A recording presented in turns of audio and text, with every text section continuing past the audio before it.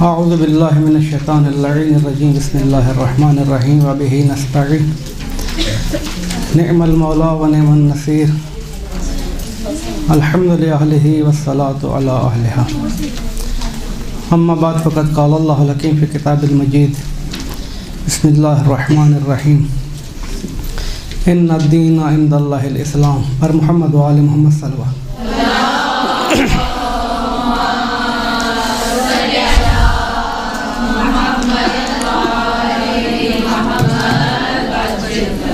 इरशाद रब्बुल इज़्ज़त है इन्नद्दीन इंदल्लाहिल इस्लाम, खुदा के नज़दीक पसंदीदा दीन दीन इस्लाम है। वमन यब्तग़ि गैरल इस्लामी दीना फलन युक़बल मिन्हु, दीन इस्लाम के अलावा कोई दूसरा दीन लेकर मेरी गारगाह में हाज़िर हुए तो ये दीन कबूल नहीं होगा। ये एक कायदा कुलिया है कि जो दीन कबूल होना है रब्बुल इज़्ज़त की बारगाह में वो दीन दीन इस्लाम है। अब इस्लाम का दीन दीन इस्लाम है, इसकी क्या तालीमात हैं, कौन सा दीन है, ये एक मुस्तकिल बाब है। दीन इस्लाम के अंदर मुसलमानों के फ़िरके ख़ुद इला माशाअल्लाह बहुत ज़्यादा हैं। जिस दीन इस्लाम की हम बात करना चाहते हैं आज, वो दीन इस्लाम यानी जिसकी तर्जुमान शियत है, वो दीन वो इस्लाम जो शियत की शक्ल में मौजूद है।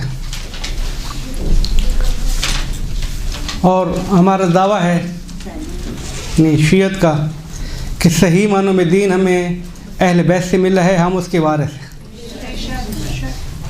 अब हम दावे में कितने सच्चे हैं एक दूसरी बात है, लेकिन दीन जो अहले बैत से मिला है वो दीन हक है, कुरान की अमली तफसीर है।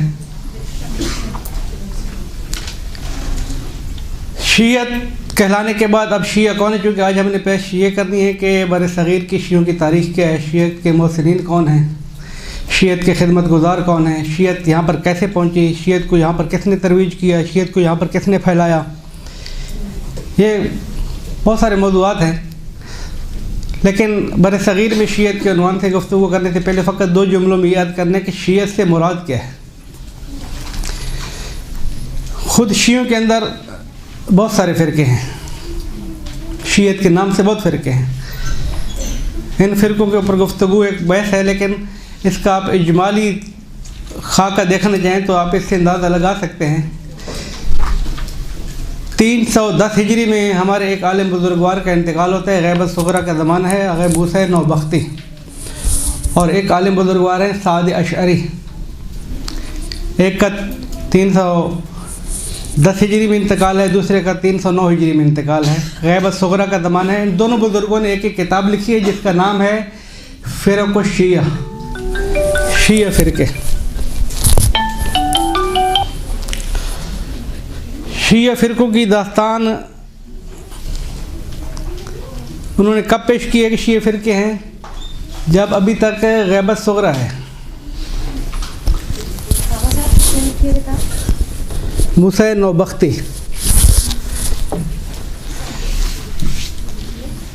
फ़िरक़ शिया यानी आप अंदाज़े से लगा सकते हैं कि 310 हिजरी में एक किताब लिखी जा रही है। आलिम जो लिखने वाला है वो शिया है, किताब का नाम लिख रहा है फ़िरक़ शिया। तो शियों के फ़िरके तो हैं। अब वो शियों के फ़िरके कौन से हैं, उनकी तालीमात क्या हैं, उनके बानियान कौन है, उनके मुरव्विजीन कौन है, ये एक दास्तान है। फिर इसको मैं नहीं पेश करना चाहता हूँ, लेकिन हमारा जो दावा है जिस वक्त हम यहाँ पर बैठे हैं, हम ये कहते हैं कि वो सही मानों वाले शिया, इस्ना अशरी, इमामी, 12 इमामों के मानने वाले, 12 इमामों की तालीमात को कबूल करने वाले हम हैं। बाकी कराची से फिलहाल वास्ता नहीं, इस गिरोह का तो ये दावा है, हम हैं। अब ये शिया कौन है, हमारा जो दावा है शिया के बारे में, तो कौन से शिया हैं हम, इमाम इस्ना अशरी। सही मानों में शियत की तालीम दो हिस्सों में आप इसको याद रख लें। या अली अंत वशियों का हमल फ़ाइज़ून, सरवर कायनात का फरमान है अली से ख़िताब करके, तुम और तुम्हारे शिया क़यामत के दिन कामयाब हो जाने वाले हो, क़यामत के दिन फैज़याब हो जाने वाले हो। ये तो ख़िताब है शियों को, अमीरुल मोमिनीन से। लेकिन वो शिया हैं कौन, सदीक़ तहरा सलामुल्लाह अलैह का वो बयान,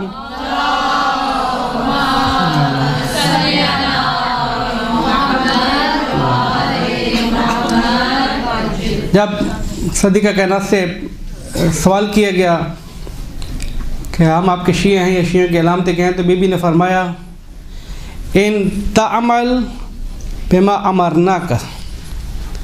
तफसीर अल बुरहान में सैयद हाशिम बहरानी ने इस बीबी के इस कलाम को कोट किया है, इन तामल बिमा अमरना का व इन तनहा मा ज़जरना का फ़अंत मिन शियतना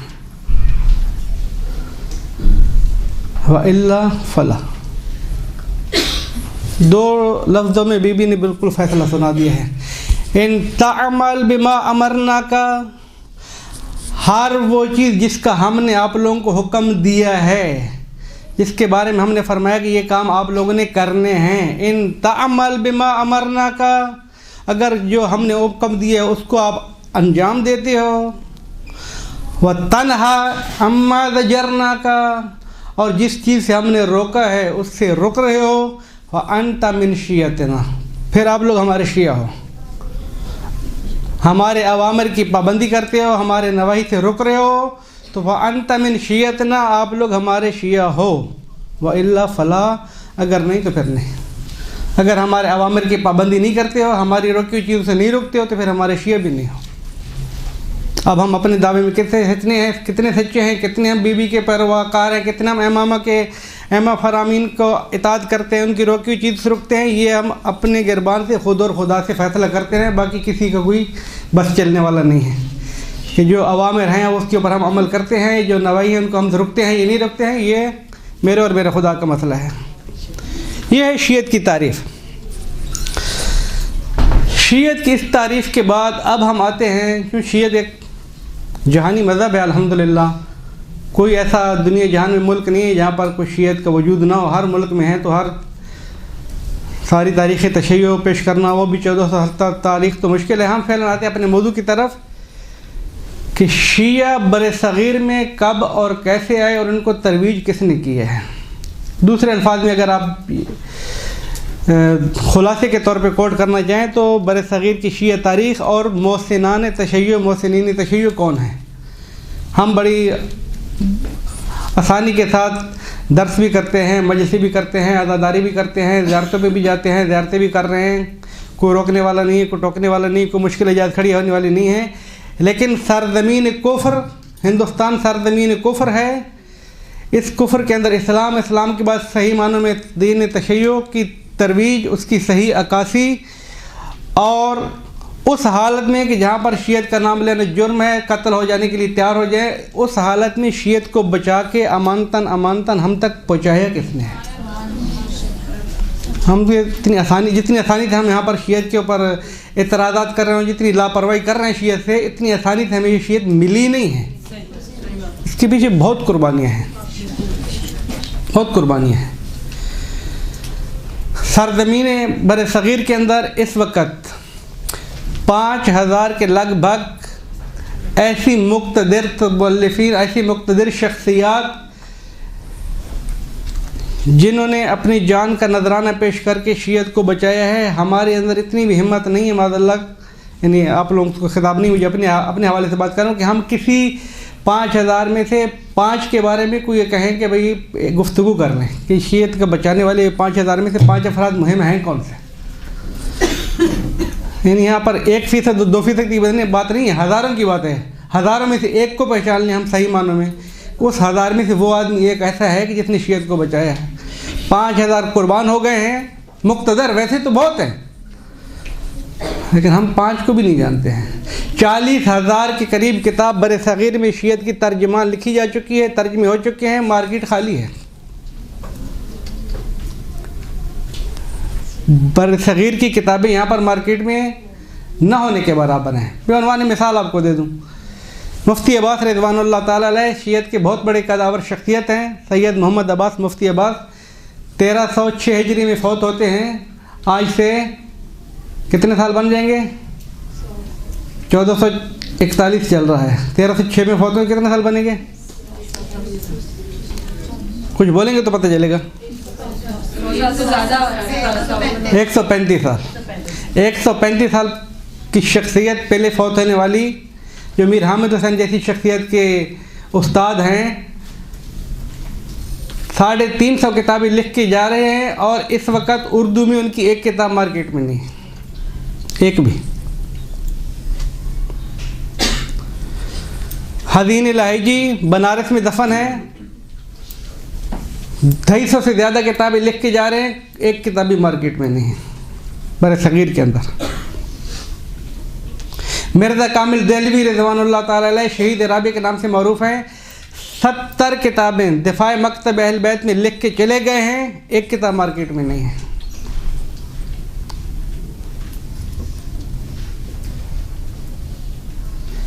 आज के आपके मुआसिरीन में से कितनी शख्सियत ऐसी गुजरी हैं? 40,000 के किताब, इंशाल्लाह मौका होता रहे तो मैं सब के बारे में बताऊंगा आस्ते आस्ते दास्तानें। 40,000 के करीब किताबें हमारी बर सग़ीर में शियत की तरवीज के लिए लिखी गई हैं। उनके लिखने वाले अक्सरियत ऐसी थी कि जो खाने के फाके कर रहे हैं लेकिन मकतब की तर्जमानी कर रहे हैं।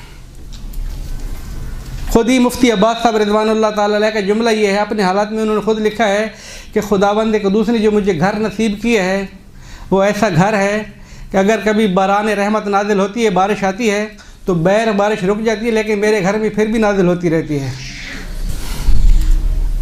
छत ख़राब है, पानी नहीं रुक रहा, यानी छत पे पानी आ रहा है तो आगा साहब कह रहे वो बरान रहमत मेरे ऊपर तो है।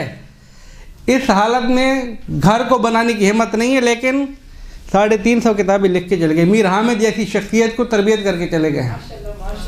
अब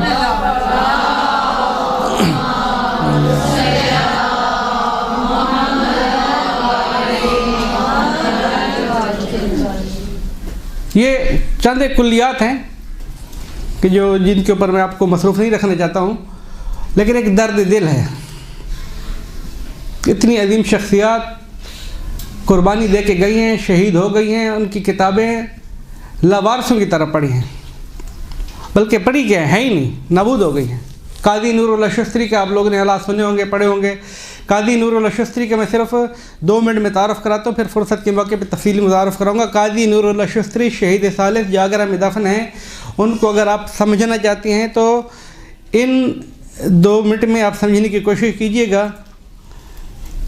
काजी नूरुल्लाह शस्त्री 995 हिजरी में हिंदुस्तान में दाखिल होते हैं, 995 हिजरी के अंदर अकबर के दरबार में आते हैं, काजी उल क़ुज़ात बनते हैं। 1019 में काजी की शहादत है, यानी कितने साल रहे? 24 साल। 24 साल चीफ जस्टिस हैं, काजी उल क़ुज़ात हैं, 24 साल मुसलसल। लेकिन एक शर्त लगाई थी काजी साहब ने कि मैं फ़ैसला जो करूँगा वो फ़ैसला मेरा ये होगा कि मैं किसी एक मज़हब के मुताबिक पाबंद नहीं हूँ, 4 मज़हबों में से किसी एक का पाबंद नहीं हूँ। मैं या हनफी, मालिकी, हम्बली, शाफ़ी, चारों में से किसी एक के मुताबिक करूँगा। मुझे आप पाबंद नहीं कर सकते कि मैं किसके मुताबिक करूँ। अगर पाबंद करना है तो मैं काजी बनने के लिए तैयार नहीं हूँ। उन्होंने कहा ठीक है, या 4 से बाहर नहीं जाएंगे, उसने कहा बाहर नहीं जाऊँगा।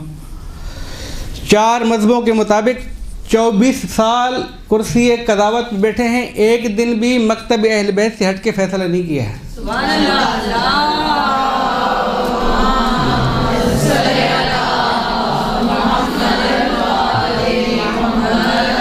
और जब शोर मचता था कि ये तो राफ़िदियों का फ़िक़ी का मसला है, ये तो शियों का मसला है, तो आगे सब कहते थे नहीं, मैंने कहा था ना मैं किसी एक मज़हब का पाबंद नहीं। ये देखो हनफी ने लिखा है, कभी साबित करते ये देखो शाफ़ी ने लिखा है, कभी साबित करते ये देखो हम्बली ने लिखा है।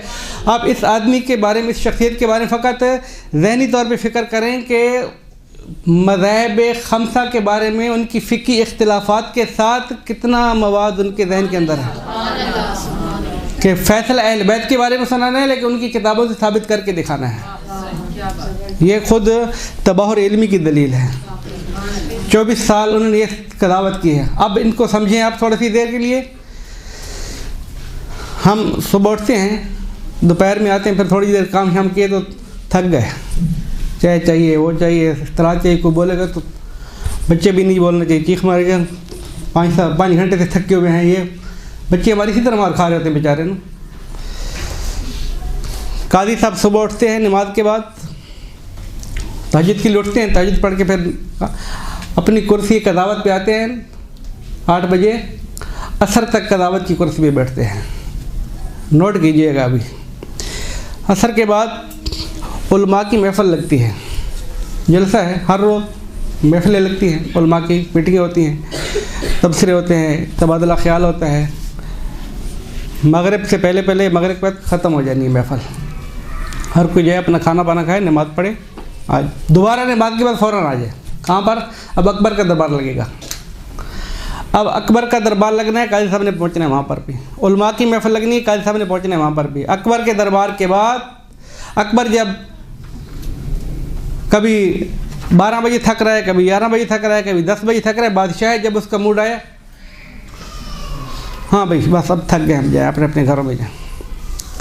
अमूमन आधी रात के बाद काजी साहब आते हैं घर। सुबह नमाज तहज्जुद को उठा हुआ आदमी अब वापस आ रहा है घर आधी रात के बाद। अब बिस्मिल्लाहिर्रहमान, अब कलम उठा रहे हैं मकतब अहल बैत की तर्जुमानी के लिए। इन 24 साल के अंदर, जिन 24 साल के अंदर काजी साहब हिंदुस्तान में रहे हैं, 995 हिजरी से लेकर 1019 तक, इन 24 साल के अंदर काजी साहब ने 150 किताबें लिखी हैं। एक किताब भी हमारे पास नहीं है मजालिस उल-मअमनी के एक जिल्द के अलावा। 150 किताबों में से एक किताब भी कामिल हमारे पास यहाँ पर अभी नहीं है। इस वक्त जो मैं बैठा हूँ आपके सामने, एक किताब भी नहीं है। इतराज़ तो है हमारा कि भाई उलमा ने किया क्या है, लेकिन अभी तक हम ये समझ रहे हैं हमने उनका देखा क्या काम, हमें उनके काम की मार्फत कितनी है। जिस काजी साहब को 24 साल के अंदर, इस वक्त के अंदर अभी लिखनी है किताबें, हमने 24 साल के अंदर 150 किताब पढ़ी भी नहीं होगी। उन्होंने 24 साल के अंदर 150 किताबें लिखी, और किताबें भी कैसी। एक काका साहब की किताब का नाम है इहकाकुल हक। इहकाकुल हक एक किताब है बड़े साइज की। मीर हामिद साहब के बड़े भाई हैं सैयद इजाज़ हसन कंटोरी। सैयद इजाज़ हसन कंटोरी फरमाते हैं कि काजी नूरुल्लाह शुस्त्री रिज़वानुल्लाह ताला अलैह ने जो इहकाकुल हक लिखी है किताब, जितने अरसे के अंदर लिखी है, मैं ये कहता हूँ कि हम उतने अरसे में इस किताब को पढ़ ही नहीं सकते हैं। हम इतने अरसे में नहीं पढ़ सकते। काजी साहब की एक किताब है जिसका नाम है मसाइबुन नवासिब, कुम में छपी है, अभी अरबी के अंदर है, 2 जिल्दों के अंदर। अभी जो जदीद छाप हुई है उसकी तकरीबन हाशिया तालीक़ मसारे मिला के फरिश्तों के साथ 700 सफ़हात की ये किताब है।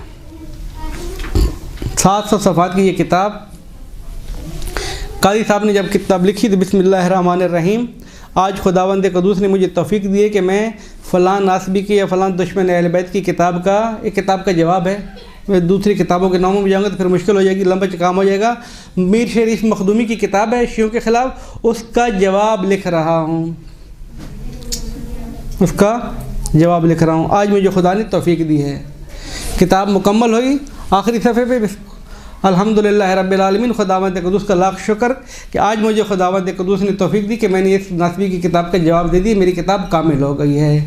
ये किताब अब छपी है 400 साल के बाद, अब जदीद चाब उसकी 700 सफ़े के अंदर है।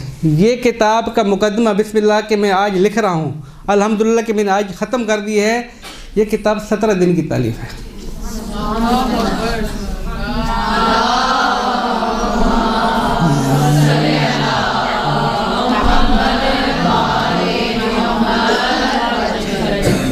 काजी साहब की ये किताब 17 दिन की तालीफ़ है। हमारे अंदर कितनी इसकी ज़रूरत है कि हम इस किताब को 17 दिन में पढ़ सकें। हमने तो फ़कत पढ़ना है।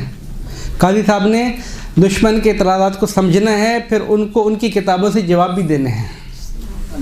जब ये किताब लिखी जा रही थी उस वक़्त कश्मीर के अंदर शियों के ऊपर बहुत मज़ालिम हो रहे थे। वहाँ पर आलिम उस ज़माने में बहुत कम थे। एक आलिम बुजुर्गवार थे कश्मीर के, सैयद अमीन कश्मीरी, उसने काजी साहब को ख़त लिखा कि क़िबला आप आलिम बुजुर्गवार हैं, हमारे पास शियों की किताबें नहीं हैं। यहाँ पर रोज़ाना शियों के ऊपर इतराज़ात होते हैं, मुनाज़रा करने के लिए हमारे पास किताब नहीं होती है, तो आप हमें किताब भेजें। तो काजी साहब ने कहा कि भाई मैंने किताब लिखी है और इसको मैं एक कापी तैयार करूँगा, तैयार करके फिर आपको भेज दूँगा। अभी नहीं भेज सकता हूँ, अभी नहीं भेज सकता हूँ। उसने दोबारा पैगाम भेजा। जुमला ये तहदीद अमेज़ था, सख्त था। काजी साहब ने कहा कि अगर आपकी ये किताब हम तक न पहुँची और हमारे कौम दुश्मन के शुबहात की वजह से सुन्नी हो गई तो क़यामत के दिन आपके जज के सामने मैं आपका गिरबान पकड़ूंगा और उनसे शिकायत करूंगा कि इन्होंने किताब नहीं दी थी, ये सारे सुन्नी होते रहे। हमारे पास तो है नहीं, आपके पास है, दो ना आप हमें, हम कैसे दिफा करें। तो काजी साहब ने दूसरा जल्दी जल्दी नुस्खा तैयार किया। यानी काम क्या करने हैं, अपने लिखना भी है, मुताला भी करने हैं, कदावत भी करने हैं, वो उसको नहीं पता कौन सा आज क्या फ़ैसला आ जाए, ये काम भी करने हैं। और फिर दुश्मन को शागिर्द भी तैयार नहीं करने हैं कि किसी को पता नहीं चल रहा है मैं घर में लिखता क्या हूँ। किताबों के नुस्खे भी खुद तैयार करके दूसरों तक फैलवाने हैं, पहुँचवाने हैं। इस सैयद बुजुर्गवार ने नुस्खा तैयार किया। आगा अमीन कश्मीरी फरमाते हैं कि मैंने ख्वाब देखा कि अमीर अल-मोमिनीन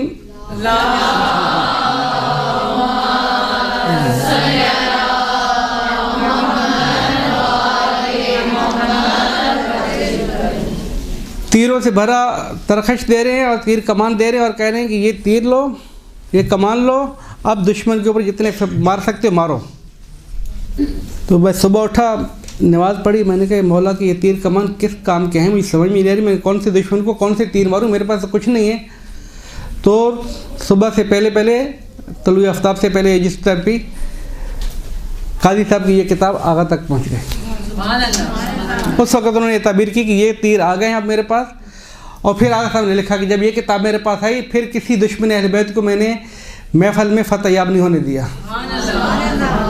यानी क्या, दुश्मन के एतराज़ात किन जहनों के ऊपर असर करते हैं, इस पॉइंट को याद रखिएगा। दुश्मन के एतराज़ात, दुश्मन कोई भी हो, अपना दाखिली दुश्मन हो मुनहरिफीन में से या खारजी दुश्मन हो, किन जहनों के ऊपर एतराज़ात असर करते हैं, जिनके जहन खाली होते हैं। खाली जहन इंसानों के ऊपर एतराज़ असर करते हैं, शुबात असर करते हैं, क्योंकि जहन खाली होते जो भर दो उसके अंदर। लिहाजा अपने और अपने बच्चों के जहनों को हकीकी तालीमात अहल बैत से पुर करें ताकि किसी दुश्मन की यहाँ पर साजिश चल ना सके। बहरहाल मैं ये सारी गुफ्तगू मुकद्दमाती कर रहा हूँ और अभी तक जाना है मुझे शुरू करने के लिए कि बरसगीर में शियत की तारीख़ शुरू कब हुई है। तो मैं इस मुकदमे को ख़त्म करता हूँ। ये थोड़ा सा झलकियाँ थी समझाने के लिए कि बरसगीर के अंदर मोहसिनीन कहते हैं। हम अभी बहुत जल्दी वापस जाते हैं शियाने बरसगीर की शियत की तारीख़ के एतबार से। अगर फ़ुर्सत मिली तो दूसरे कई मौक़ों पर 10 में इदामा देते रहेंगे, वरना शियत की तारीख़ बरसगीर के अंदर बहुत कदीम है, बहुत कदीम है। उसको मैं मुख्तसर करके मोहसिनीन की थोड़ी सी खिदमत पेश करूँगा। देखें, बरसगीर के अंदर शियत के अगर आप तारीख़ देखना चाहें तो ख़ुद अमीर अल-मोमिनीन के ज़माने से शुरू हो चुकी थी।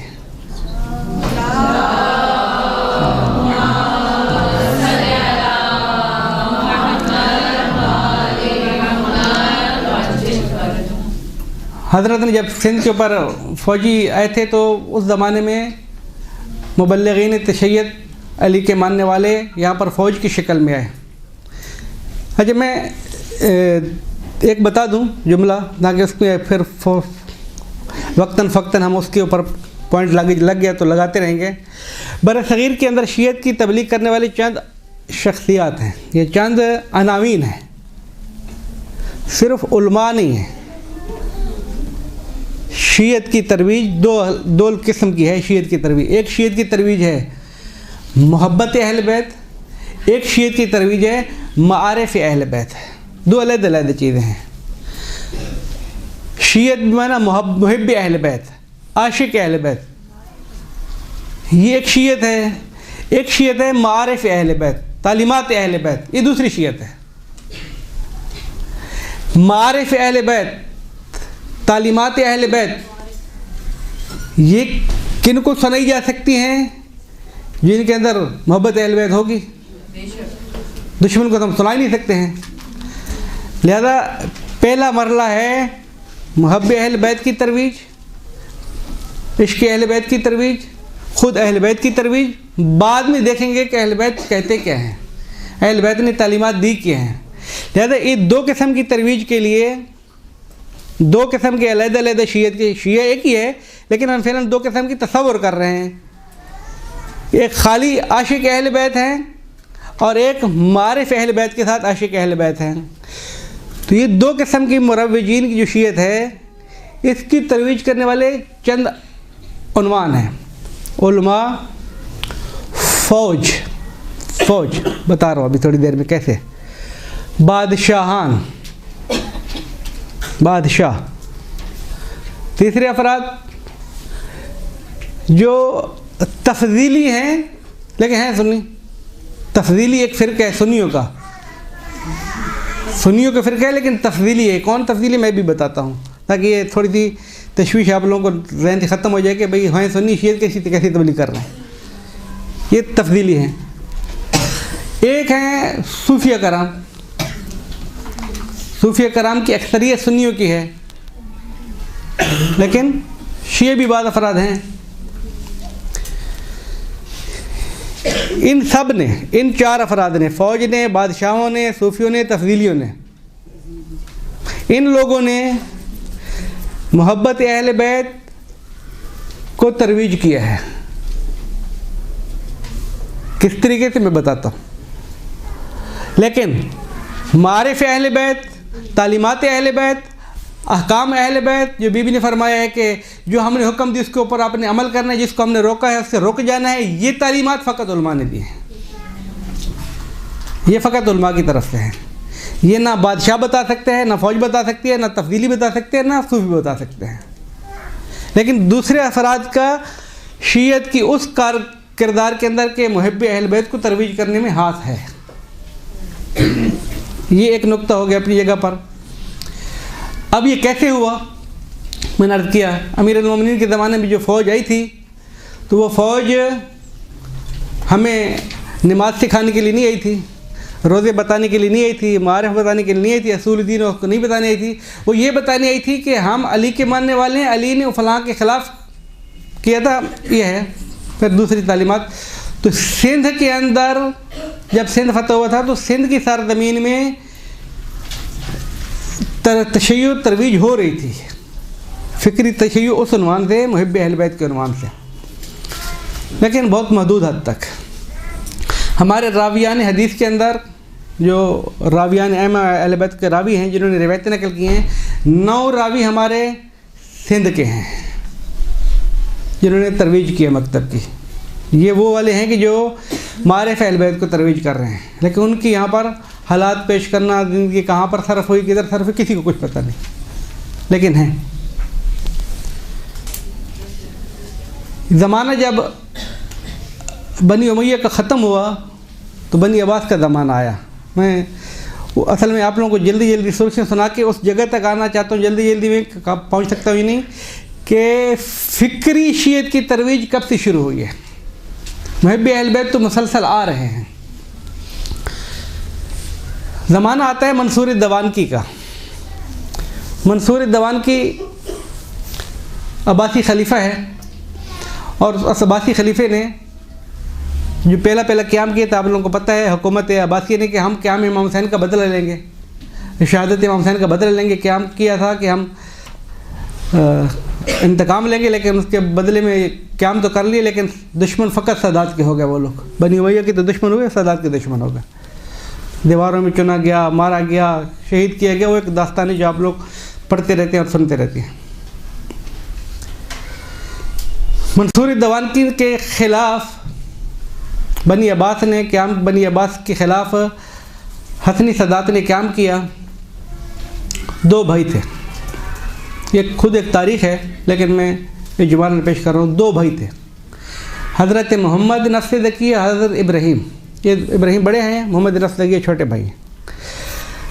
मोहम्मद नफ्स ज़किया हज़रत अब्दुल्ला शाह गाज़ी जो आपके कराची में दफन है, इनके वालिद हैं, अब्दुल्ला शाह गाज़ी के वालिद।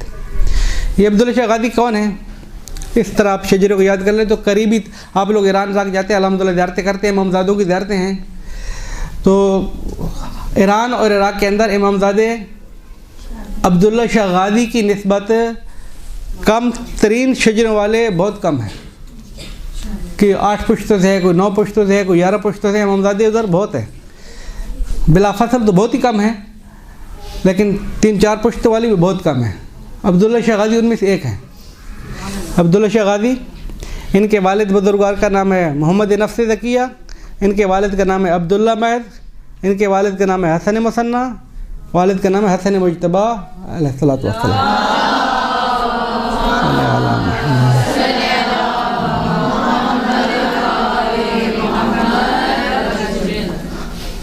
ये अब्दुल्ला महद ये अब्दुल्ला महद जो अब्दुल्ला शाह गाज़ी का दादा है, अब्दुल्ला शाह गाज़ी मोहम्मद नफ्स ज़किया अब्दुल्ला महद। ये अब्दुल्ला महद जो है, कायनात के अंदर 2 शख्सियत ऐसी हैं जो हसनी भी हैं, हुसैनी भी हैं, इमामत के साथ। किस तरह? वैसे तो हज़ारों हैं हसनी और हुसैनी, लेकिन यहाँ पर पहले इससे पहले कोई नहीं है। एक अब्दुल्ला महद है और एक हज़रत इमाम बाक़िर अलैहिस्सलाम है।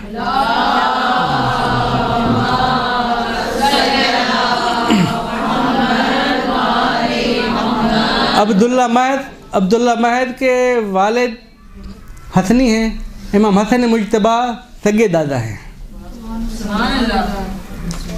अब्दुल्ला महद के सगे दादा इमाम हसन मुज्तबा हैं। अब्दुल्ला महद के सगे नाना शहीद करबला है, इमाम हुसैन शहीद करबला। ये अब्दुल्ला महद हैं, वालिद की तरफ से हसनी, वालदा की तरफ से हुसैनी। अब्दुल्ला महद के दादा इमाम, नाना भी इमाम, उधर से इमाम बाक़िर हैं, दादा सैयद शुहदा, नाना जो हैं हसन मुज्तबा। ये 2 तरफ़ा, वो हसनी सैयद, ये हुसैनी सैयद।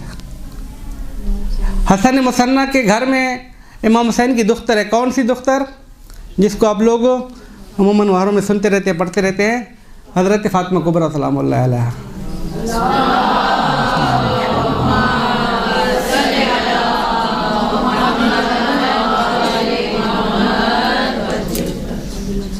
हज़रत फ़ातिमा कुबरा सलामुल्लाह अलैहा हसन मुसन्ना के घर हैं और अब्दुल्ला महद उनके बेटे हैं। आप लोगों ने पढ़ा है, सुना है कि इमाम हुसैन की जो हैं दुख्तरान कितनी हैं? तो अमूमन पेश किए जाते 2 बेटियां हैं, एक सकीना और एक फ़ातिमा। अमूमन है भी, ये अक्सर यही उलमा पेश करते हैं। अब मेरा ये मौजू नहीं है, लेकिन इत्तेफाक से अभी आ गया है। तो इस जगह पर हम ये मसला भी तकरीबन उलमा जो बाद अफराद नहीं मानते हैं, हज़रत शहज़ादा कासिम की शादी को नहीं मानते हैं, उसकी वजह ये होती है कि भाई कहाँ से हम मान लें, शादी हुई नहीं है। जब अब्दुल्ला शाह गाज़ी की नानी जो है, दादी जो है, वो फ़ातिमा कुबरा हैं, बेटी वही हैं, दूसरी तो सकीना है। तो शहज़ादा कासिम की शादी कहाँ पर हुई है? तो एक मौजू अलग है, वो एक दास्तान है, लेकिन फ़ैलन जुमला कहते हैं तर्दल अलबाब आ गया है, तो मैं अर्ज़ कर रहा हूँ, लिहाजा वो मौजू नहीं है, उसको तरफ जाते नहीं है। ये अब्दुल्ला शाह गाज़ी के वालिद मोहम्मद नफ्स ज़किया और इब्राहीम जो इनके चाचा थे, इन दोनों ने अब्बासी के ख़िलाफ़ क़याम किया, मंसूर दवानकी के ख़िलाफ़, और खरूज करके इंतकाम लेना शुरू कर दिया कि अब्बासी ने जो मज़ालिम किए थे। तो हज़रत अब्दुल्ला शाह गाज़ी मंसूर दवानकी के ख़िलाफ़ शिया फ़ौज जमा करने के लिए, अहल बैत के मानने को जमा करने के लिए, अहल बैत वालों को इकट्ठा करने के लिए सिंध आए थे। तो एक फ़िक्र तो उनके जहन में थी ना कि आपको कोई ये कहे कि भाई वहाँ से जो है वो आज क्लास होने वाली है, तो अपनी तलबा को लेकर आओ, तो यहाँ पर भी आप भेजे जाएगा तो कोई होगा तो लेने जाएंगे ना। तो अब्दुल्ला शाह गाज़ी को सिंध भेजा जा रहा है कि अहल बैत के मानने वालों को वहाँ से लेकर आए जाए, फ़ौज इकट्ठी की जाए। तो इसका मतलब कुछ ना कुछ फ़िक्री ज़मीना हमवार है। लेकिन सबसे बड़ी जो यहाँ पर एक ताकत थी सिंध के अंदर शिया फ़िक्र की, वो था सिंध के इलाके मंसूरे का गवर्नर उमर इब्न हफ्स। मंसूर दवानकी दुश्मन अहल बैत मंसूर दवान की, मुखालिफ अहल बैत मंसूर दवान की, कातिल अहल बैत तो शिया ने अली का कातिल, और उसका जो गवर्नर है, ये कहते हैं ना कि तकैया बाज़ औक़ात बहुत ज़रूरी हो जाता है, ये तकैया है, उनका जो गवर्नर है वो मंसूरा का सिंध का मंसूर की तरफ से, मंसूर ने कहा ये मेरा काबिल एतमाद है, लेकिन वो अंदर से शिया है, लेकिन तकैयतन शिया है। मैं अब फिर एक दूसरी बहुत आज़ादी करे कि आदमी, इसी जगह पर मैं एक वाक़या सुनाऊँ आप लोगों को, इसकी इसी दास्तान के साथ मुत्तसिल है। वो वाक़या में अमूमन जो पेश किया जाता है वो ये कि बाद अफराद जिनकी अक्सरियत है हमारे माशरे में, तक शियों के अंदर अक्सरियत है कि मिली मफाद को, कौमी मफाद को कुर्बान कर देते हैं अपने मफादात के चक्कर में।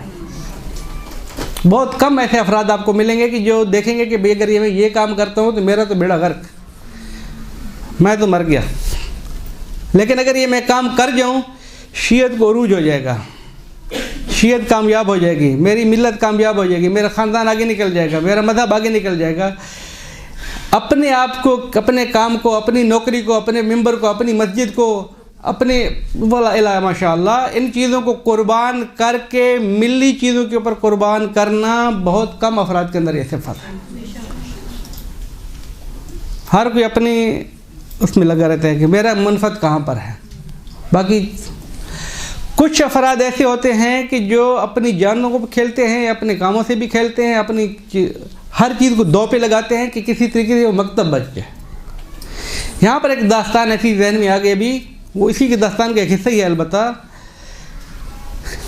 जब मंसूर दवान की को पता चला, कब पता चला कि हज़रत मोहम्मद नसरकी अब्दुल्ला शाह गाज़ी के वालिद को शहीद कर दिया, उनके चचा को भी शहीद कर दिया। उसको पता चला कि मोहम्मद नसरकी का जो बेटा है वो सिंध गया हुआ है और उसको जो पनाह दे रखी है ना मेरे गवर्नर ने दे रखी है। तो उसने अपने गवर्नर को ख़त लिखा कि तुमने मेरे मुजरिम को पनाह दे रखी है, उसका सर कलम करके या गिरफ़्तार करके मेरे पास ख़ुद भी हाजिर हो जाओ, उसको भी उसके सर को लेकर आ जाओ अगर वफ़ादार हो तो। इतने में अब्दुल्ला इब्ने उमर इब्ने हफ्स के पास अब्दुल्ला की उनकी खानम का ख़त आया, बीवी का ख़त आ गया कि बात यह है कि यहाँ पर मंसूर ने अब्दुल्ला शाह गाज़ी हम कहते हैं, किताबों के अंदर आप ढूंढने जाएंगे तो अब्दुल्ला शाह गाज़ी नहीं मिलेगा आपको, उनका नाम है अब्दुल्ला अश्तर। अब्दुल्ला अश्तर के वालिद को मंसूर ने शहीद कर दिया है और अब उसको जो है कहें तो उसको बचिए, उस कहीं पर वहीं पर रखें आप, अब इधर आ गया तो मारा जाएगा। अब फ़ौज में जमा करना और ये करना सब ख़त्म, इनकलाब था, क़याम था, शिकस्त खा गए, अब फ़ौज जमा करने का कोई फ़ायदा भी नहीं है, किसके पास भेजेंगे, आगे लड़ने वाला तो कोई है नहीं। अंदर अंदर से मंसूरी दवान के ये गवर्नर भी शिया है। अब्दुल्ला शाह गाज़ी तो वैसे ख़ुद अहल बैत हैं और शिया हैं। जब ये ख़त पहुंचा अब्दुल्ला को दिखाया कि मेरी बीवी का ख़त है और मंसूर का भी ख़त आ गया है। बीवी का ख़त ये आया है कि आपके वालिद शहीद हो गए हैं, मंसूर का ख़त ये आया है कि आपको मैं अपने साथ मंसूर के दरबार में पहुंचा दिया जाऊं। अब क्या करें? अब उसको अपनी हुकूमत बचानी होती तो करते ना। तीसरा आदमी जो मैं पेश करने जा रहा था वाक़या वो ये है, तीसरा आदमी जो ना 3 में है ना 13 में है। उसने जब देखा कि अब अगर ये मंसूर दवानकी के दरबार में दोनों चले जाते हैं, या इनको शहीद करके ले जाता है या गिरफ़्तार करके ले जाता है, तो काम तो ख़राब हो जाएगा। ये गवर्नर है और ये मुबल्लिग है, वो तकैये की हालत में रह के भी बिलाखिर कुछ न कुछ तो काम कर रहा है। ये अलनी तौर पर अहल बैत की तरवीज कर रहा है। ये चले गए दोनों तो ये सिलसिला रुक जाएगा। तीसरा आदमी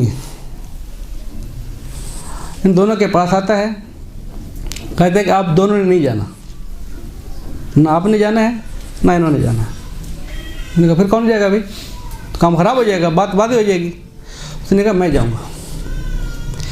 आज की रात अब्दुल्ला अश्तर मेरे मेहमान होंगे, आज की रात मेरे घर में मेहमान रहेंगे, क्योंकि मैं कभी भी ना झूठ बोलता हूँ ना झूठ बोला है। तो जब मैं बयान करूँ तो मेरे पास अली के वालों की एक सिफत ये है, झूठ नहीं बोलते। झूठी कार्रवाई तो फिर फ्रॉड है। उसने कहा क्योंकि मुझे वहाँ पर जाना है, तो मैंने बात यह है कि अब्दुल्ला को पनाह किसने दी है, अब्दुल्ला किसका मेहमान है। तो मैं आज रात अगर अब्दुल्ला मेरे पास मेहमान रह जाए तो कल आप मुझे बेड़ियाँ पहनाएं, हथकड़ियाँ डलवाएं और अपनी फ़ौज के हाथ मंसूर के पास भेज दें। मेरा पता है मुझे मंसूर जो है वो बोटी भी नहीं छोड़ेगा, मार देगा, फांसी लटका देगा, जो भी करे, मुझे इससे परवाह नहीं है। मुझे सिर्फ इतना कहने का वहाँ पर हक़ होना चाहिए कि जब मुझसे पूछे वो कि अब्दुल्ला को आपने पनाह दी, तो मैं कहूँगा सच तो बोल सकूँ कि मेरे घर में थे वो।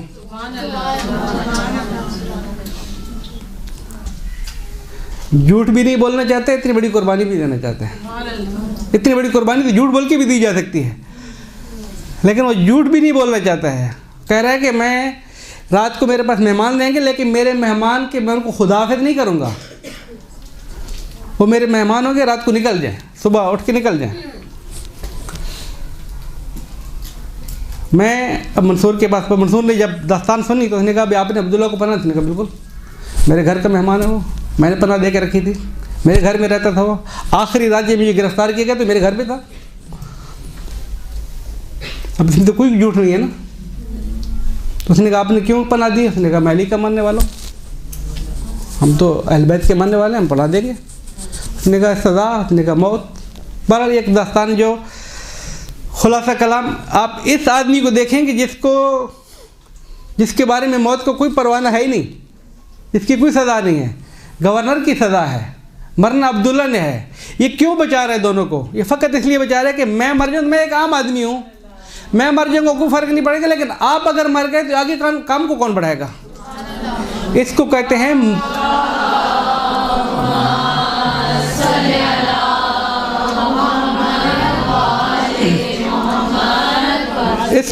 हैं मकसद पे कुर्बान हो जाना। मकसद जितना बड़ा होगा उतनी बड़ी कुर्बानी होती है। मकसद पे कुर्बान जाना। बाद अफराद होते हैं अपने मफाद की खातिर मिली मकासद को कुर्बान कर देते हैं, और ऐसे शियों की भी कमी नहीं है, दूसरों से हमारा कोई है नहीं, ऐसे शियों की भी कमी नहीं है। लिहाजा असल तरबियत तो हमने ये करनी अपनी औलाद की, अपनी भी करनी। पहले कुरान का हुक्म है कु अनफुसकुम व अहलिकुम अन्नार, सारे जहान के बेड़ा तो हमने उठाना नहीं है, हुक्म खुदाबंदी के मुताबिक अपनी अपनी वुसअत के मुताबिक सब ने अपने अपने काम करने होते हैं। लेकिन सबसे कम तरीन दर्जा जो हुक्म कुरान के मुताबिक है वो क्या है? कु अनफुसकुम व अहलिकुम अन्नार, तुम अपने आप को और अपने घर वालों को तो जहन्नम से बचा लो, बाकी को छोड़ दो। कोई मानते हैं आप लोगों की बात ही नहीं मानते। हमारी सबसे बड़ी मुश्किल ये है कि हम अपनी दुनिया और दूसरों की कब्र का फिक्र रखते हैं। इसको मरना नहीं है, इसको जीना नहीं है, इसको कब्र याद नहीं है, इसको खुदा का खौफ नहीं, उसको नहीं है। हमें पता नहीं है कि नहीं, हमें पता नहीं मरना है कि नहीं मरना है, दूसरों का है कि नहीं उसकी, हमें अपनी दुनिया की दूसरों की कब्र की फिक्र रहती है हर वक्त। शियों की ये सिफत नहीं, ये मुनाफिकीन की सिफत है। शियों की सिफत ये है कि उसकी कम से कम फिक्र ये है अपने आप को और अपने घर वालों को जहन्नम से बचा के रखे, फिर जितनी उसकी ताकत आगे बढ़े। वरना दूसरों की उसको फिक्र है या मरने की या नहीं है, या वो जहन्नमी, या वो कब्र का कब मरेगा, इतना बुढ़ा हो गया, इतनी बुढ़ी हो गई फलां, ये इन बातों को छोड़ दिए। अली वालों की सिफात ही नहीं है, और हमारी सबसे बड़ी मुश्किल आ दी है। खुलासा ये मेरा मौजूद नहीं, मैं मादरत के साथ भटक जाता हूँ, फिर बहते चला जाता हूँ। दुरूद पढ़े मोहम्मद वाले मोहम्मद।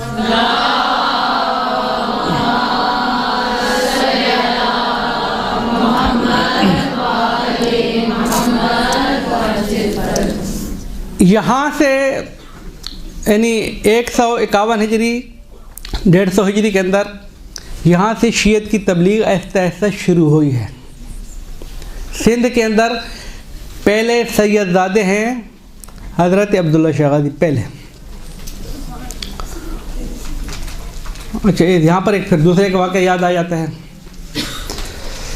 देखिए, हमारे अंदर एक माशरे में एक रिवायत मशहूर है, लगता है ऐसा है कि आज हम अपने मौजू पे पहुँच ही नहीं पाएंगे। एक हमारे यहाँ रवायत माशरे में रिवायत मशहूर है। वो क्या है, हज्जाज बिन यूसुफ ने जब सिंध के ऊपर हमला किया था, किताबों में भी है और ज़ाकिरीन और खुतबा हज़रात तो बहुत पढ़ते रहते हैं मेंबर के ऊपर, लेकिन बाद ऐसी चीज़ होती है कि जिनको शोहरत हो जाती है, लेकिन आदमी इंसान दिक्कत करता है, जब आगे बढ़ता है तो सर पकड़ के बैठ जाते हैं, इस बात की शोहरत हो ही कैसे है। एक शोहरत ये है कि मोहम्मद बिन कासिम ने जब सिंध के ऊपर हमला किया तो सदात आए थे यहाँ पर राजा दाहिर के पास पनाह लेने के लिए, उन सदात को गिरफ़्तार करने के लिए आए थे। ये आप लोगों ने बात सुनी हुई है? कितनों ने सुनी हुई है? हाथ खड़ा कर दे ज़रा। माशाअल्लाह, सब ने सुनी हुई है। अब मैं एक जुमला थोड़ी देर पहले कह गया, 1 मिनट पहले मैंने कहा कि सिंध के अंदर पहला सैयदादा अब्दुल्ला शाह गाज़ी है। ये जुमला मैंने कहा, ये कब आया था? 150 हिजरी में। मोहम्मद बिन कासिम ने सिंध के ऊपर हमला कब किया था सदात को गिरफ्तार करने के लिए? 84 हिजरी में। 84 हिजरी के अंदर। अब सवाल ये है, इधर से अब एक ही बात दुरुस्त हो सकती है ना कि जो सैयदादा पहला सैयदादा अब्दुल्ला शाह गाज़ी 150 हिजरी में आ रहा है, ये पहला सैयदादा है, इसको एक या तो कबूल किया जाए, या फिर एक सदात का गिरोह आया हुआ है सिंध के अंदर पहले जो 100 हिजरी से पहले, तो फिर अब्दुल्ला शाह गाज़ी पहले सैयद नहीं होंगे? पहले सदात आ चुकी है, हसनी और हुसैनी सारे आ चुके हैं, काफ़िले के काफ़िले आ चुके हैं। यहाँ तक तो कहा जाता है कि एक बूढ़ा सैयद भी उनको मिला था, फला फला, एक लंबी दास्तान। मैं थोड़ी सी सख्ती के साथ अगर याद कर दूँ कि कुल्लुहुम, ये दास्तान बातिल है, झूठ महज है, किज़्ब महज, कहते हैं किज़्ब सरी, किज़्ब सरी है, झूठ। क्यों? एक नुक्ते के साथ आप लोग थोड़ा सा तवज्जो कीजिएगा। सैयद हमारे पास अलवियों को छोड़ के या इमाम हसन की औलाद हैं या इमाम हुसैन की औलाद हैं, हसनी सदात और हुसैनी सदात, फातमी सदात, अलवी सदात जो बनी हाशिम की दूसरे, वो तो फ़िलहाल हमारे मौजू नहीं है। एक चीज़ जो साबित शुदा है वो ये है, हज़रत इमाम ज़ैनुल आबिदीन अलैहिस्सलाम के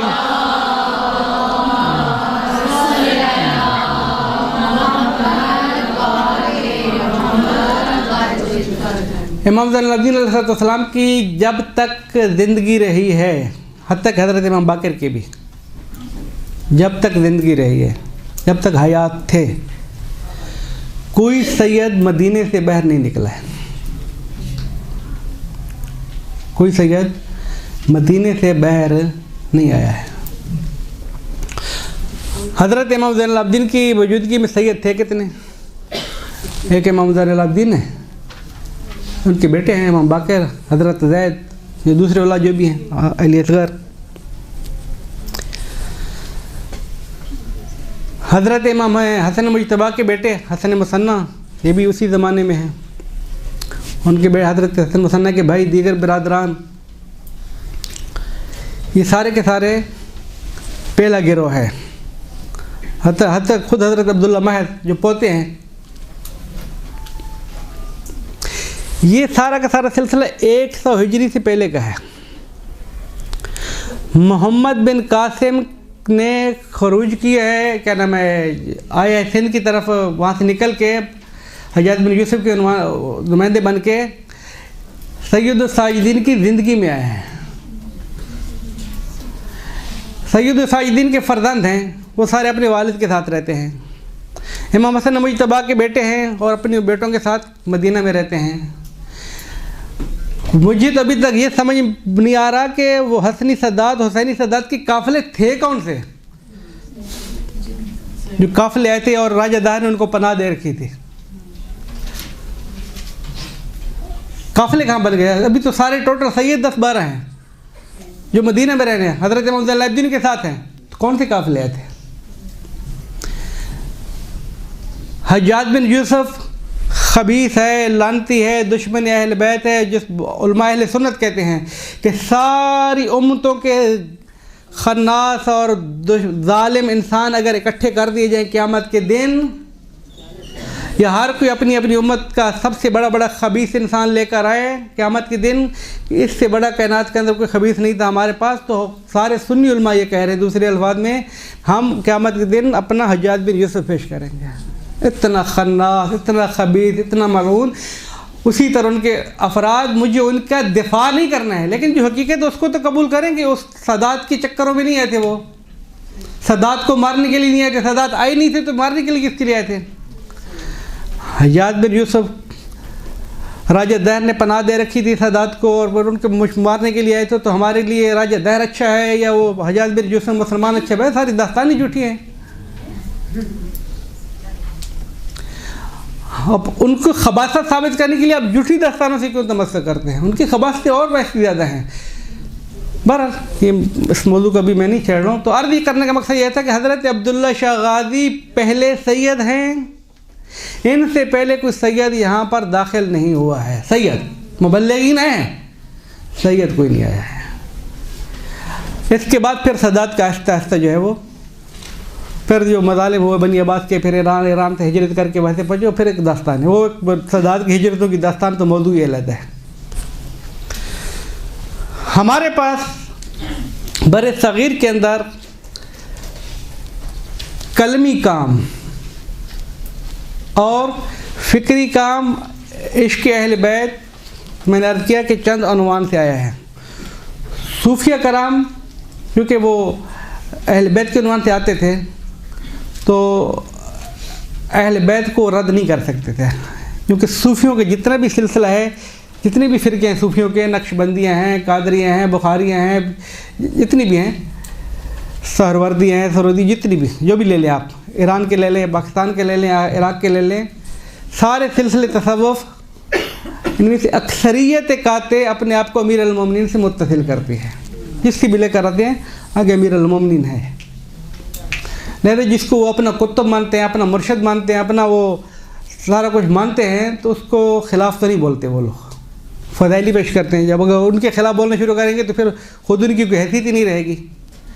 तो सूफ़ियों की एक बड़ी मुश्किल ये थी औलिया कराम की कि अपना सिलसिला तरीक़त, अपना सिलसिला इत्तिसाल अमीर अल-मोमिनीन से लेकर आते थे, जिसका अभी तहरीरुल क़ादरी ने भी कहा था, तकरीरों के अंदर कहता रहता है कि ज़हरी हुकूमत का हाकिम जो है वो खलीफा जो है वो अबू बकर है, वरना बातनी खिलाफत, तरीक़ी खिलाफत, खुदाई खिलाफत वो अमीर अल-मोमिनीन का तो कोई छीन नहीं सकता है।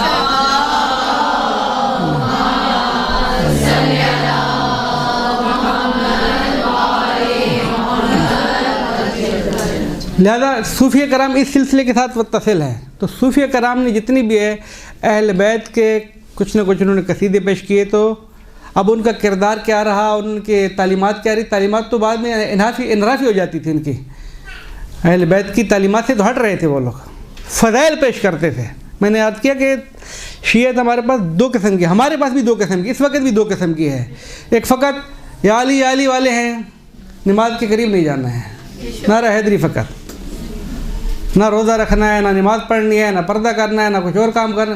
दीन की तालीमात उनके लिए एक जैसे कहते हैं कैद खाना है फ़कत। ये उसी ज़माने के शिया हैं जिस ज़माने में तालीमात राइज नहीं हुई थी। 1400 साल के बाद ही बाद अफराद वही शिया है।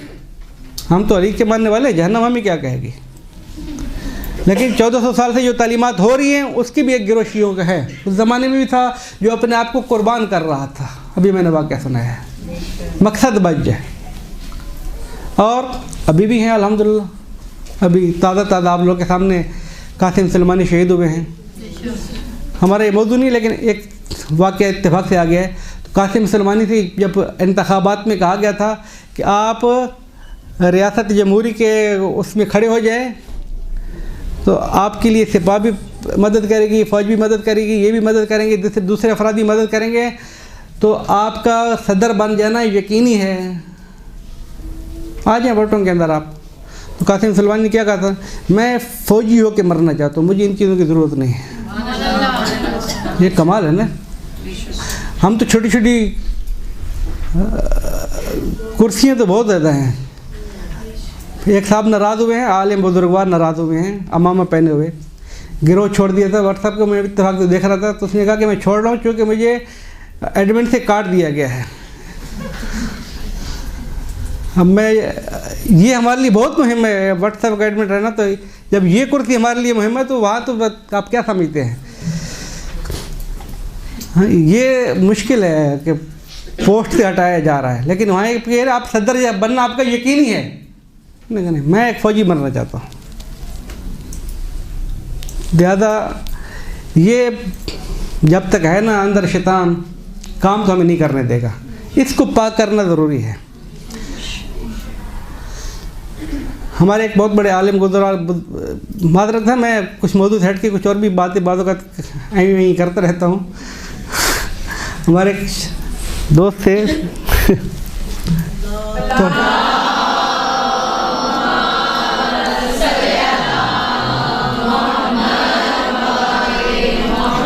तो कौम के अंदर जो है वो, आप लोगों को पता है, आप लोगों के अगर किसी के बेटे औलाद भाई पढ़ते होंगे तो थीसिस लिखाए जाते हैं। तो हम बाद बिरादरान की क्या नाम है थोड़ी बहुत रहनुमाई करने के लिए हमें भी मौका मिल जाता है। तो एक बिरादर थे मेरे पास आए, बल्तिस्तान के थे। तो उनसे मैंने कुछ बातें की मजाक के साथ, तो उनको समझ में नहीं है कि मेरे से कहा क्या है। तो उनसे एक मैंने जुमला कहा कि मैं कभी कभी, आप परेशान ना हुआ करें, मैं कभी कभी लग़वियात भी बकता हूँ। कहते जी मुझे पता है। दुरूद पढ़े मोहम्मद वाले हूँ।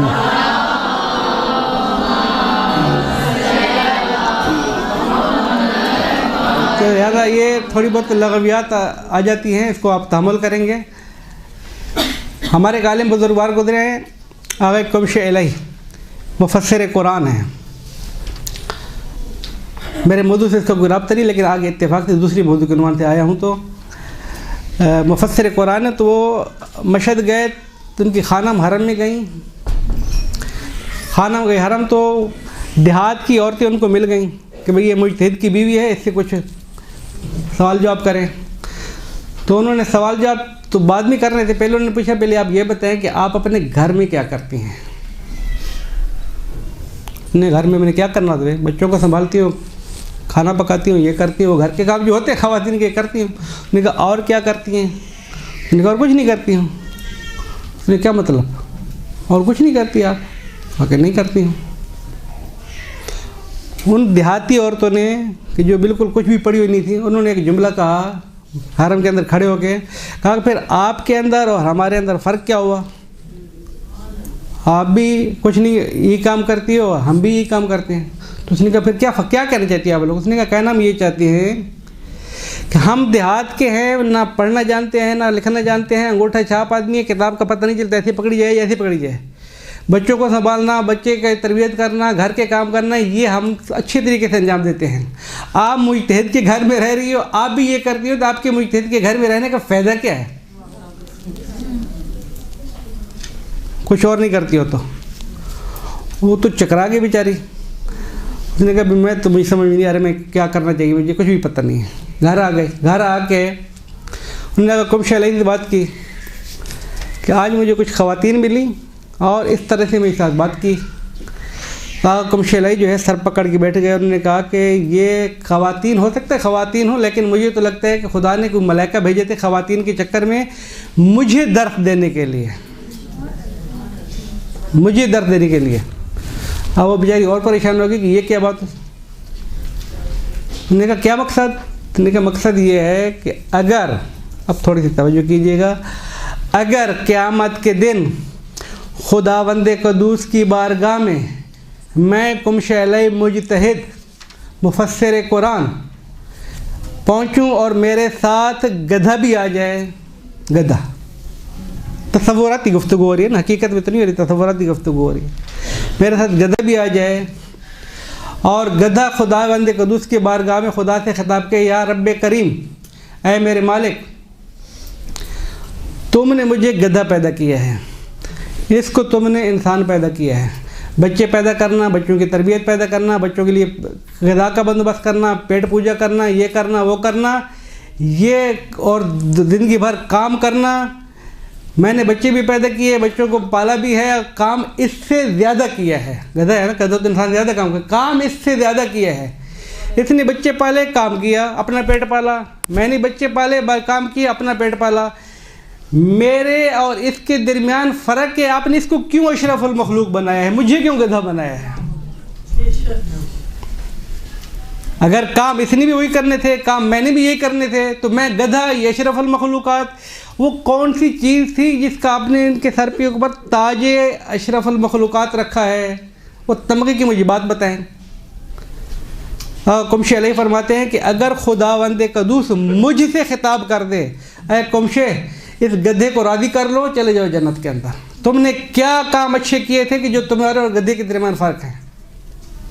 ये औरतें कह रही थी कि आप मुजदिद के घर में रहती हो, जो काम आप करती हो वही हम करते हैं, हम तो कुछ भी पढ़े लिखे नहीं, तो मुजदिद के घर में रहने का फ़ायदा क्या है? तो जुमला यहाँ पर ये आ गया है कि अगर अली के मानने के बावजूद, शिया हो जाने के बावजूद हमारे और उन लोगों के दरमियान जो खुदा को मानने के लिए भी तैयार नहीं है, किरदार यही रहे, सुबह से उठे तो नौकरी करनी है, दुकान चलानी है, ये करनी है, वो करनी है, कमो के पेट पालना है, बच्चों का अपना का इबादत है, इसमें और बात नहीं कर रहा हूँ। लेकिन अगर सारी ज़िंदगी गुजारनी इसी के अंदर है, बच्चों का पेट पालना है, घर को चलाना है और ये करना है वो करना है, तो वो तमग़ा अशरफुल मखलूक़ियत मेरे अंदर और उस हिंदू के अंदर और उस मुल्हिद के अंदर क्या फ़र्क होना चाहिए? मैंने जुमला पहला सदी का तेरा सलाम अल्लाह की इसलिए कहा था। बेबी ने फरमाया शियत की अलामत क्या है? जिसके हम शिया बनना चाहते हैं वो यही है, जिसका हमने हुक्म दिया है अगर आप लोग करते हो, जिससे हमने रोक लिया अगर आप लोग रोकते हो, फ़अंता मिन शियतिना व इल्ला फला। जिन शियों की दास्तान में सुनाने जा रहा हूँ अभी, अब तो बहरहाल वो शिया ऐसी होने चाहिए हकीकत में, लेकिन जिन्होंने कुर्बानियाँ दी हैं मकतब अहल बैत के ऊपर, जिनकी मैं दास्तान सुनाऊँ, एक वाक़या सुनाऊँगा, मेरा वक्त बिल्कुल ख़त्म हो गया है, सिर्फ एक वाक़या। मैं अब सारे हालात ख़त्म करके एक जगह पे आ रहा हूँ। सिंध के एक आलिम बुजुर्गवार हैं सिंध के, क्योंकि हालात बहुत हैं, इसके ऊपर अगर अशरे भी पड़े जाए तो कम रहेंगे, लेकिन आए वाकई ठट्ठा के रहने वाले हैं, सुन्नी वल मसलक हैं।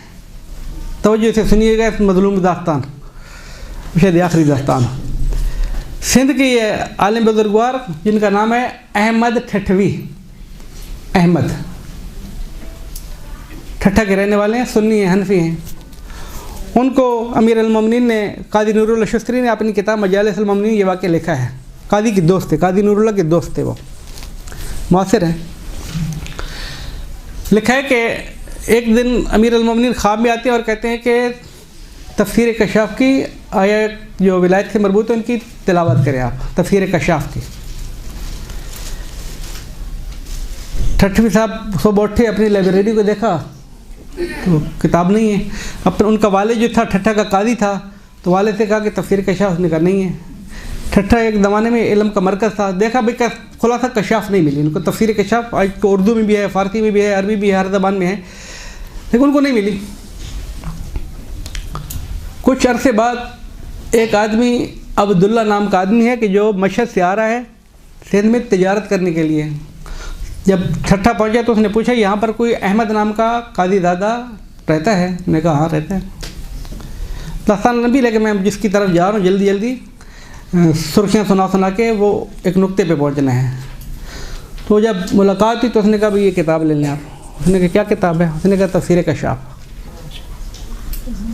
उसने कहा किस तरीके, आपको किस तरह बताया? उसने कहा कि मैं जब मशहद से निकल रहा था, अमीर अल-मोमिनीन ने मुझे ख्वाब में आके अमर फरमाया कि ये किताब यहाँ से ख़रीदो और उनके हाथ तक पहुँचाओ।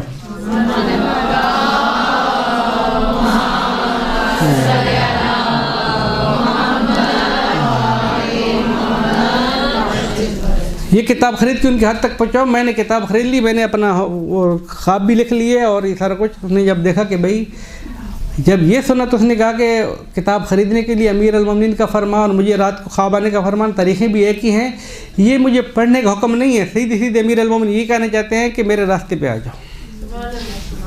उसने ना एक की ना दो की, उसने कहा बाबा बात सुनने भाई, मैं हनफी था, सुन्नी था।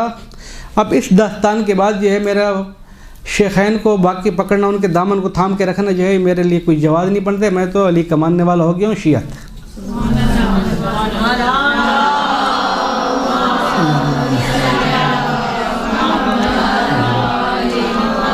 शियत का ऐलान करने के बाद उसके वालिद ने कहा कि क्या हो गया भाई, मैं इस इलाके का काजी हूँ, का हनफी हूँ, मसलक हमारा ये, अगर आपको पता चल गया शिया तो फिर तो मुश्किल हो जाएगी।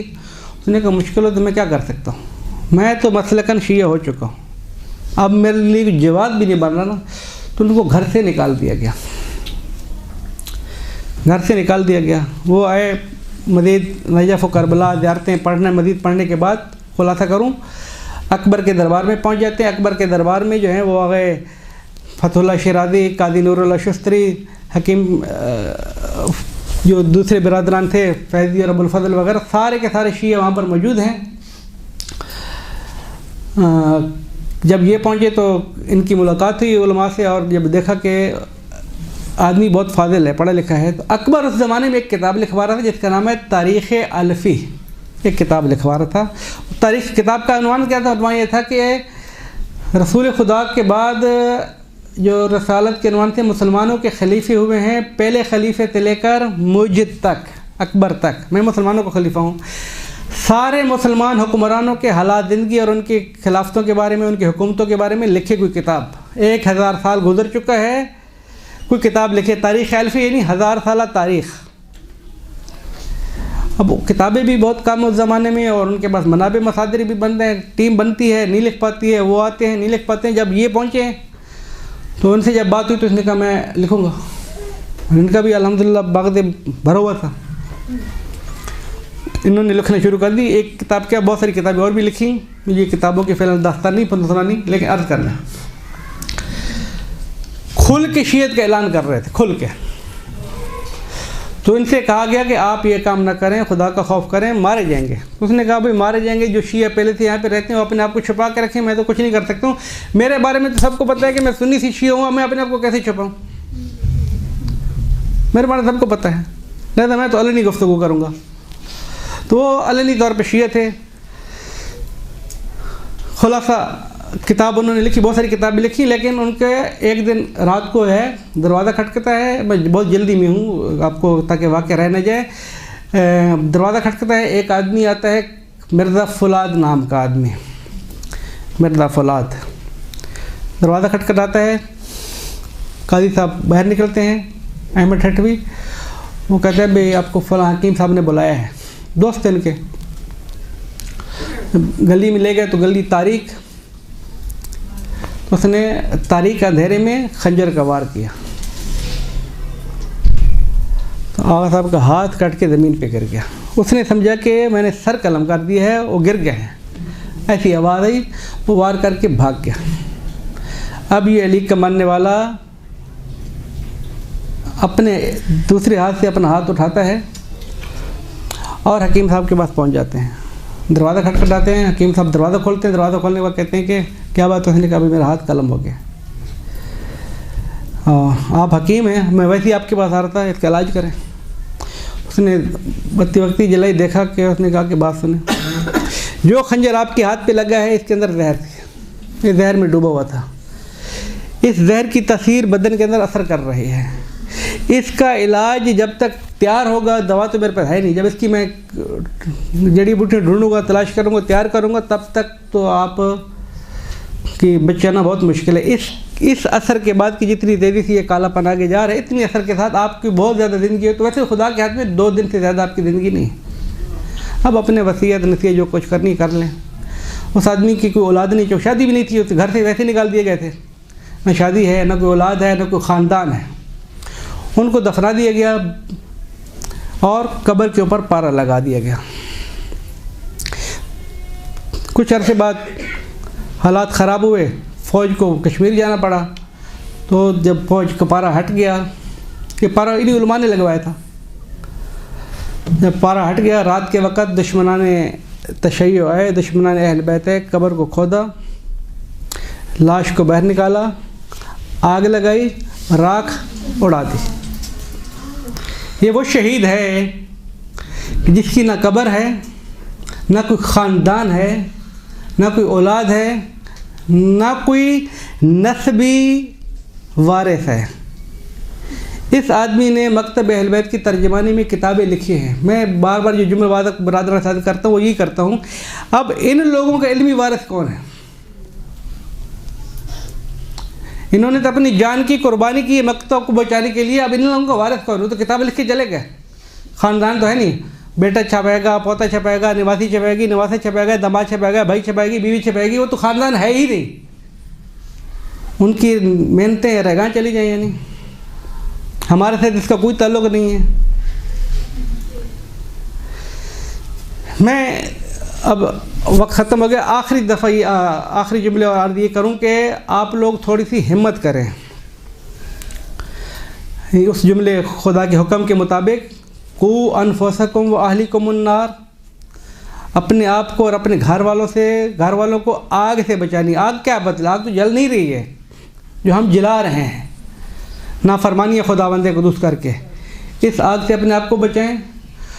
और कुछ नहीं कर सकते हैं, और कुछ नहीं कर सकते। हम तहरीक नहीं चला सकते हैं, हम इनकलाब नहीं ला सकते हैं, हम पूरे कराची को, मोहल्ले को शिया नहीं कर सकते हैं। इन जैसे मज़लूम वारिसीन अहल बैत को, जो जिनका कोई वारिस नहीं है, इनकी तालीमात को, इनके हालात को, इनकी किताबों को छपवा नहीं सकते हैं, तर्जमे नहीं कर सकते हैं, पढ़ नहीं सकते हैं, पढ़ा नहीं सकते हैं। नाम लिखकर इनके नाम, इनके हालातों को आगे आगे कम व्हाट्सएप से पहुँचाएँ। कुछ तो इन लोगों की खिदमत करें, हम कुछ तो मकतब की तर्जमानी करें। यानी इतने हम लावारिस हो गए कि हमें अपने मोहसिनीन का पता ही नहीं है कि वो मोहसिनीन हमारे थे क्या, मकतब हम तक पहुँचाया किसने है, ये शीयत हम तक अपनी कुर्बानी दे के लाया कौन है। हम लावारिस हो गए, बिल्कुल हम उनके लाताल्लुक़ हो चुके हैं। हिम्मत करें थोड़ी सी, अपनी इल्मी इत्तलात को आगे बढ़ाएं, ऐसी किस्म की किताबें पढ़ें कि जिससे हमें पता चले हमारे मोहसिनीन कौन है। क्योंकि अभी 5 मिनट में दूसरा वाक़या शुरू भी नहीं कर सकता, अभी वाक़यात बहुत हैं। फिर हम इसको स्टॉप करते हैं इस दुआ के साथ कि इंशाअल्लाह खुदावंद कुदूस बेहक़ मासूमीन अलैहिस्सलाम अपनी आखिरी हुज्जत के ज़ुहूर में ताजील फरमाए। या करीम अल्लाह या रहीम अल्लाह तजवस्त अपनी इज़्ज़त का बेहक़ मोहम्मद वाल मोहम्मद, अपने हमारे गुनाहान सगीरा कबीरों को माफ़ फरमा। हमें हकीकी मानों में हुब्बदार अहल बैत बनने, आशिक अहल बैत बनने, उनकी मारिफ के ऊपर, तालीमात पर उनके ऊपर अमल करने की तौफ़ीक़ अता फ़रमा। या रहीम अल्लाह हमारे गुनाहान सगीरा कबीरा को माफ़ फरमा। या रहीम अल्लाह हमारे वालिदैन की मग़फ़िरत अता फ़रमा। या रहीम अल्लाह तजवस्त अपनी इज़्ज़त का बेहक़ मोहम्मद वाल मोहम्मद, हम गुनाहगार हैं, ख़ताकार हैं, हमारे गुनाह की तरफ न देख, अपनी रहमत के सदक़े में हमारे गुनाहान सगीरा कबीरा को माफ़ फरमा। या रहीम अल्लाह हुज़ार मजलिस जो आशिकान अली यहाँ पर जमा हुए, या सही, या अल्लाह तुझे वास्ते अपनी इज़्ज़त का सही मानों में इनको आशिक अहल बैत बन, उनके फरामीर पर चलने की तौफ़ीक़ अता फ़रमा। और मोहम्मद व आले मोहम्मद सल्लल्लाहु अलैहि वसल्लम।